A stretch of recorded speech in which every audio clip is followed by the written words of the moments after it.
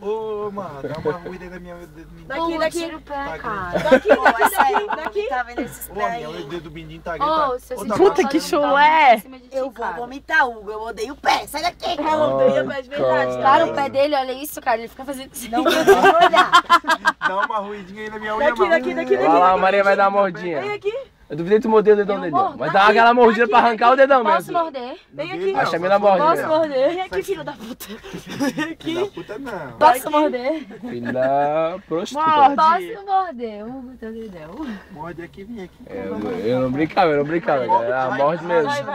Ai, Oi, couro! A Chamila morde mesmo. Ai, chulé. Ai, eu vou vomitar. Hugo.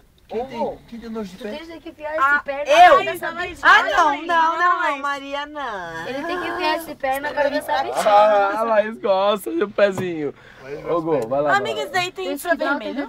Não. Ai, vai ficar tudo vermelho. Ah, o Vitor apareceu. Eu sou preto. Eu sou preto.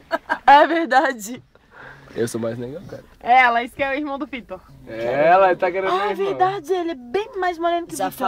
falaram, mas ainda falta Olha, apresentar. eu pensei, ó, eu cheguei uma vez e eu vi ele no ponto de ônibus, né? Eu pensei, caralho, eu tenho certeza que esse é o irmão do Vitor, que é igual o cara, só que é mais preto, mais alto. Olha, já começa com Pobre, né? Pobre é uma tristeza. No ponto de ônibus. É pior que na fila do passo. É pior que na fila